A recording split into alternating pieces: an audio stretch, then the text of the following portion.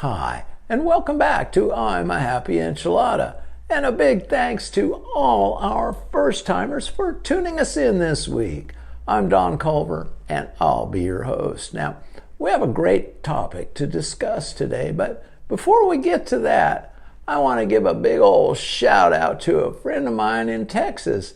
His name is Daniel. He has an entrepreneurial streak about 3 miles wide and is in his early 20s and just started his own online coffee company called Cat Daddy Coffee Company. I love that name.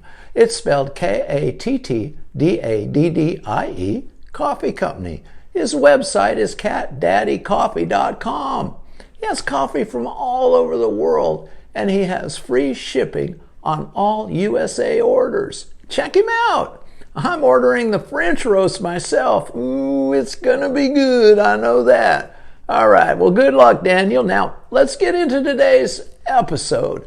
Our topic is finding your purpose in life. Oh yeah, a lot of us think about that, and most of us are searching for what exactly that is and wondering when or even if we will find it. Today we're going to see what we can find out about finding it, and look at how we might find it for ourselves. Now, we may have to kick a lot of tires as we search for our purpose, and we might even find something we think is it. But after a period of time, it turns out it wasn't actually it. And then we continue our searching. So I have the advantage of being older now and more experienced with life and have discovered my purpose. Now, I actually discovered my purpose when I wasn't even looking for it. Now, let me tell you the story. Do you mind? Okay. I was in my early 50s already. I was in my adult children of alcoholics group as well, and a friend in the group wanted to start an Alateen group at the middle school for kids growing up with an alcoholic parent. She had permission from the school, but it required 2 adults in the room at each meeting.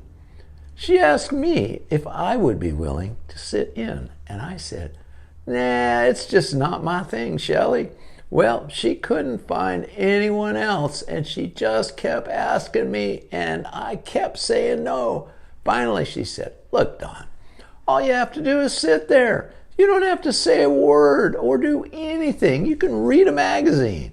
Well, she finally wore me down, and I agreed to do it. So it went okay, and I didn't have to do anything at the meetings. I might make a comment occasionally, but that was about it. So we just rocked along for a few months there. And then one week I came in just a few minutes early and went to the school counselor's office to pick up our box of materials for the meeting.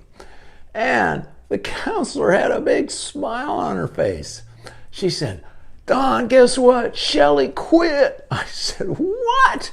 "Yeah, she just came in and said she quit. So now I guess it's your group." I was in total shock. She also said the counselor said she had a friend that she thought she could convince to come in and help me each week if I would continue. I was feeling scared and over my head, but for some silly reason I said yes. Her friend did join me the next week, and we continued that group for about 10 years. Then I began mentoring at-risk students at the school as well. When my school counselor retired and they hired a replacement, she wasn't so keen on my mentoring students there, so I moved on to another school district that was interested. So I spent 23 years total encouraging and mentoring kids, and I enjoyed every moment of it. I discovered that mentoring and encouraging was my purpose in life. Thank you, Shelley, for quitting. If you had stayed, I might never have found my purpose in life. So go figure, right? Well, where we end up isn't always a straight line from point A to point B. You could find your purpose just any day at any time, maybe even today. So now, let's get into our topic, shall we? First, what is your life purpose or purpose in life? Well, your life purpose consists of the central motivating aims of your life, the reason you get up in the morning. Purpose can guide life decisions, influence behavior, shape goals, offer a sense of direction, and create meaning.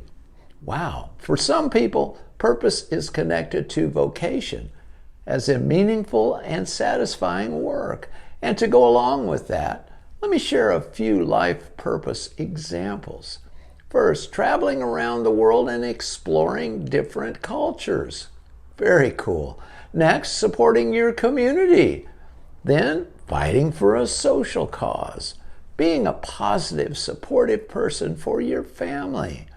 And building a business that makes a difference in the people's lives around the world. Next, what is a personal purpose statement, you wonder? It defines what you want to accomplish in life. It gives you direction to accomplish what's important to you as it reflects what you stand for, your goals and core values. And again, a few life purpose examples here. First, to contribute positively to your community, prioritize home and family, living authentically, enjoying creative expression, inspiring others, living mindfully. Wow, so it looks like there are many aspects to this thing called purpose of life. Some individuals may find their life purpose expressed in many aspects of life, or maybe only in a few. We are all different after all. So here are just a few more suggestions on finding your purpose in life to consider. Develop a growth mindset. Having a growth mindset is linked to having a sense of purpose.